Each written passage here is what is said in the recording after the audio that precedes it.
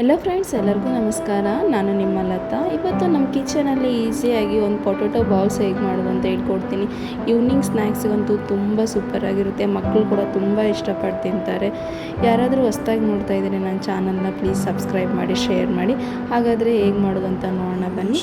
ನಾನು ಈಗ ಒಂದು ಅರ್ಧ kg ಆಗೋಷ್ಟು ಆಲೂಗಡ್ಡೆ ತೊಗೊಂಡಿದ್ದೀನಿ. ನಿಮ್ಗೆ ಎಷ್ಟು ಬೇಕಾಗುತ್ತೋ ಅಷ್ಟೊಂದು ಆಲೂಗಡ್ಡೆ ತೊಗೊಳ್ಳಿ.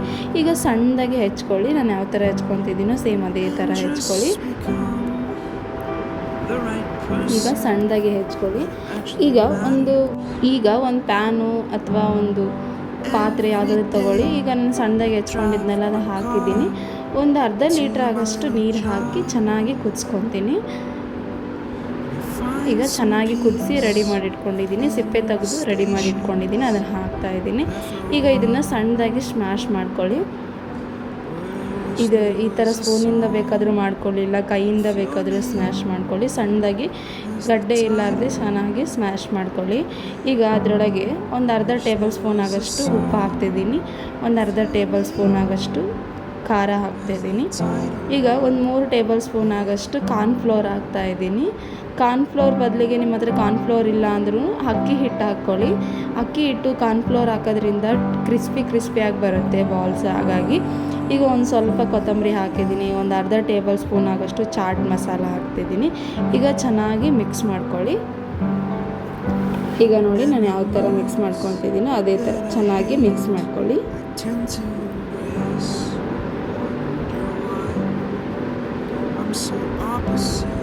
ನೋಡಿ, ಸ್ಪೂನಿಂದ ನಿಮಗೆ ಮಿಕ್ಸ್ ಮಾಡೋಕ್ಕಾಗ್ತಾಯಿಲ್ಲ ಅಂದರೆ ನಾನು ಕೈಯಿಂದ ಕೂಡ ಮಾಡ್ಕೊಳ್ಳಿ. ಕೈಯಿಂದ ಮಾಡಿದ್ರೇ ಚೆನ್ನಾಗಿ ಮಿಕ್ಸ್ ಆಗುತ್ತೆ. ಹಾಗಾಗಿ ನಾನು ಕೈಯಿಂದ ಮಾಡಿಕೊಂಡೆ. ಈಗ ರೆಡಿಯಾಗಿದೆ. ಈಗ ಇದನ್ನು ಬಾಲ್ ಥರ ತಯಾರು ಮಾಡ್ಕೊಳ್ಳೋಣ ನಾವು. ಈ ಥರ ಮಾಡ್ಕೊಳ್ಳಿ, ರೋಲ್ ಮಾಡ್ಕೊಳ್ಳಿ ಚೆನ್ನಾಗಿ. ನಾನು ಯಾವ ಥರ ಮಾಡ್ತಾಯಿದ್ದೀನೋ ಸೇಮ್ ಅದೇ ಈ ಥರ ರೋಲ್ ಮಾಡ್ಕೊಳ್ಳಿ. ಈ ಥರ ರೋಲ್ ಮಾಡಿದ್ರೆ ನಮಗೆ ಬಾಲ್ಸ್ ಮಾಡೋಕ್ಕೆ ಪರ್ಫೆಕ್ಟಾಗಿ ಸೈಜೂ ಪರ್ಫೆಕ್ಟಾಗಿ ಬರುತ್ತೆ. ಈಸಿಯಾಗಿಯೂ ಮಾಡ್ಕೊಬೋದು. ಟೈಮೂ ಜಾಸ್ತಿ ತೊಗೊಳ್ಳಲ್ಲ ಈ ಥರ ಮಾಡಿಕೊಂಡ್ರೆ. ಹಾಗಾಗಿ ನಾನು ಈ ಥರ ಮಾಡ್ತಾಯಿದ್ದೀನಿ. ಈಗ ಒಂದು ರೋಲ್ ಮಾಡ್ಕೊಂಡಾದ್ಮೇಲೆ ಒಂದು ಚಾಕುಯಿಂದ ನಿಮ್ಗೆ ಯಾವ ಸೈಜಲ್ಲಿ ಬೇಕೋ ಆ ಸೈಜಲ್ಲಿ ಕಟ್ ಮಾಡ್ಕೊಂಬಿಡಿ. ಈಗ ಈ ಥರ ಮಾಡ್ಕೊಳ್ಳೋದ್ರಿಂದ ಒಂದೇ ಸೈಜಾಗಿ ಪರ್ಫೆಕ್ಟಾಗಿ ಬರುತ್ತೆ. ಹಾಗಾಗಿ ನಾನು ಈ ಥರ ಮಾಡ್ಕೊತಾ ಇದ್ದೀನಿ. ಇಲ್ಲ ನೀವು ಎಣ್ಣೆಯಲ್ಲಿ ಹುರಿಬೇಕಾದ್ರೆ ಅವಾಗೆ ನಾನು ಮಾಡ್ಕೊತೀನಿ, ಅವಾಗೆ ಸೈಜ್ ಮಾಡ್ಕೊಂಡು ಅವಾಗೆ ಬಾಲ್ಸ್ ಮಾಡ್ಕೊಂಡು ಹಂಗೆ ಎಣ್ಣೆಲಿ ಹಾಕ್ತೀನಿ ಅಂತಂದರೆ ಹಾಕ್ಕೊಳ್ಳಿ. ಈ ಥರ ಮಾಡೋದ್ರಿಂದ ಅಂತೂ ಟೈಮ್ ಸೇವ್ ಆಗುತ್ತೆ, ಈಸಿಯಾಗೇನೂ ಆಗುತ್ತೆ.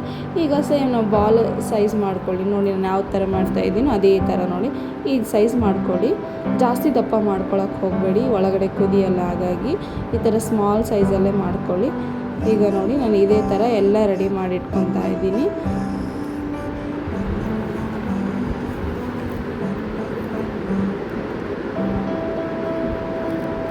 ನೋಡಿ ನಾನು ಯಾವ ಥರ ರೆಡಿ ಮಾಡಿ ಇಟ್ಕೊಂಡಿದ್ದೀನಿ ಸೇಮ್ ಅದೇ ಥರ ಇಟ್ಕೊಂಡ್ಬಿಡಿ.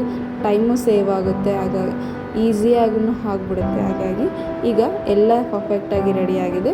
ಈಗ ಗ್ಯಾಸ್ ಸ್ಟವ್ ಮೇಲೆ ಒಂದು ಪಾತ್ರೆ ಇಟ್ಟಿದ್ದೀನಿ. ಒಂದು ಸ್ವಲ್ಪ ಆಯಿಲ್ ಹಾಕಿ ಬಿಸಿ ಆದಮೇಲೆ ಈ ಬಾಲ್ಸ್ನ ಮಾಡಿ ರೆಡಿ ಮಾಡಿ ಇಟ್ಕೊಂಡಿದ್ವಲ್ಲ ಅದನ್ನು ಹಾಕಿ ಇದೀನಿ. ಲೋ ಫ್ಲೇಮಲ್ಲಿ ಚೆನ್ನಾಗಿ ಕುದಿಸ್ಕೊಳ್ಳಿ.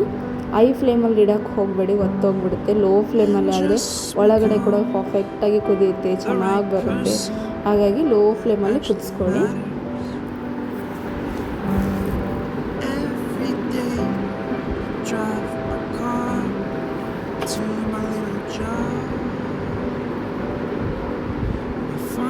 ಈಗ ನೋಡಿ ಚೆನ್ನಾಗಿ ಕಲರ್ ಚೇಂಜ್ ಆಗ್ತಾ ಬರ್ತಾ ಇದೆ. ಈಗ ಲೋ ಫ್ಲೇಮಲ್ಲಿ ಚೆನ್ನಾಗಿ ಕುದಿಸ್ಕೊಳ್ಳಿ. ಅವಾಗ ಸ್ವಲ್ಪ ಟರ್ನ್ ಮಾಡ್ತಾ ಇರಿ, ಅಂದರೆ ಹಿಂದೆ ಮುಂದೆ ಚೆನ್ನಾಗಿ ಕುದಿಯುತ್ತೆ. ಹಾಗಾಗಿ ಈಗ ನೋಡಿ ಕಲರ್ ಚೇಂಜ್ ಆಗ್ತಾ ಇದೆ. ಎಣ್ಣೆನೂ ಜಾಸ್ತಿ ಹಿಡಿಯಲ್ಲ ಈ ಪೊಟೊಟೊ ಬಾಲ್ಸು. ಈಗ ಪರ್ಫೆಕ್ಟಾಗಿ ರೆಡಿಯಾಗಿದೆ. ಈಗ ಒಂದು ಪ್ಲೇಟ್ಗೆ ಹಾಕ್ಕೊಂಬಿಡಿ. ಇನ್ನು ಉಳಿದಿರೋ ಬಾಲ್ಸ್ನ ಕೂಡ ಸೇಮ್ ಇದೇ ಥರ ಮಾಡ್ಕೊಳ್ಳೋಣ. ಅದನ್ನು ತೋರಿಸ್ತೀನಿ ಬನ್ನಿ ನಾನು ಯಾವ ಥರ ಮಾಡ್ಕೊತಾ ಇದ್ದೀನೋ. ಅದೇ ಲೋ ಫ್ಲೇಮಲ್ಲಿ ಉಳಿದಿರೋ ಬಾಲ್ಸ್ ಎಲ್ಲ ಹಾಕಿ ಚೆನ್ನಾಗಿ ಫ್ರೈ ಮಾಡ್ಕೊತಾ ಇದ್ದೀನಿ. ನೋಡಿ ನಾನು ಯಾವ ಥರ ಮಾಡ್ಕೊತಾ ಇದ್ದೀನೋ ಸೇಮ್ ಅದೇ ಥರ ಮಾಡ್ಕೊಳ್ಳಿ.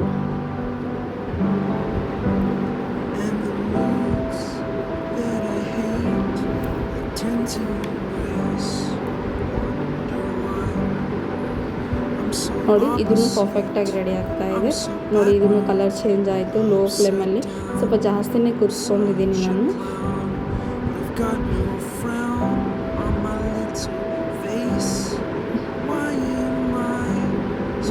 ನೋಡಿ ಪರ್ಫೆಕ್ಟಾಗಿ ರೆಡಿ ಆಗ್ತಾ ಇದೆ ಇದನ್ನು.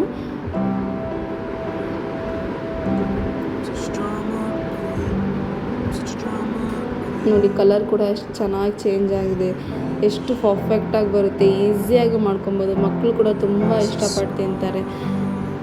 ನೋಡಿ ನಾನು ಯಾವ ಥರ ಮಾಡಿದ್ದೀನೋ ಸೇಮ್ ಅದೇ ಥರ ಮಾಡ್ಕೊಂಬಿಡಿ. ನೆಕ್ಸ್ಟ್ ಟೈಮ್ ನೀವು ವಾರದಲ್ಲಿ 2 ಸಲ ಆದರೂ ಮಾಡ್ತೀರಾ, ಅಷ್ಟು ಟೇಸ್ಟಿಯಾಗಿ ಬರ್ತವೆ ಕ್ರಿಸ್ಪಿ ಪೊಟ್ಯಾಟೊ ಬಾಲ್ಸು. ಈಗ ಇದು ಚೆನ್ನಾಗಿ ಬೆಂದಿದೆ, ಇದನ್ನು ಕೂಡ ಒಂದು ಪ್ಲೇಟ್ಗೆ ಹಾಕ್ಕೊಂಬಿಡೋಣ. ನೋಡಿ ಫ್ರೆಂಡ್ಸ್ ಎಷ್ಟು ಪರ್ಫೆಕ್ಟಾಗಿ ರೆಡಿ ಆಗಿದೆ ಅಲ್ವಾ. ಈಗ ನೋಡಿ ನಾನು ಸರ್ವ್ ಮಾಡ್ತೀನಿ. ಈ ಟೊಮೊಟೊ ಕೆಚಪ್ ಜೊತೆ ಅಂತೂ ತುಂಬ ಚೆನ್ನಾಗಿರುತ್ತೆ. ನಿಮಗೆ ಟೈಮ್ ಇದ್ದರೆ ಕೂಡ ಶೇಂಗಾ ಚಟ್ನಿ ಇಲ್ಲ ಪುಟಾಣಿ ಚಟ್ನಿ ಯಾವುದಾದ್ರೂ ಮಾಡಿರಿ, ಟೈಮ್ ಇದ್ದರೆ ಮಾಡ್ಕೊಳ್ಳಿ. ನಾನು ಟೈಮ್ ಇರಲಿಲ್ಲ, ಹಾಗಾಗಿ ನಾನು ಟೊಮೊಟೊ ಕೆಚಪ್ ಜೊತೆನೇ ನಾನು ಸರ್ವ್ ಮಾಡ್ತಾಯಿದ್ದೀನಿ. ಎಷ್ಟು ನೋಡಿ ಒಳಗಡೆ ಚೆನ್ನಾಗಿ ಬೆಂದಿದೆ ಅಲ್ವಾ. ಹಾಗಾದರೆ ನೀವು ಒಂದು ಸಲ ನಿಮ್ಮ ಮನೇಲಿ ಟ್ರೈ ಮಾಡಿ ಹೇಗಿದೆ ಅಂತ ನಂಗೆ ಕಮೆಂಟ್ ಬಾಕ್ಸಲ್ಲಿ ತಿಳಿಸ್ಕೊಡೋದು ಮರಿಬೇಡಿ. ಪ್ಲೀಸ್ ಸಬ್ಸ್ಕ್ರೈಬ್ ಮಾಡಿ, ಶೇರ್ ಮಾಡಿ. Thank you.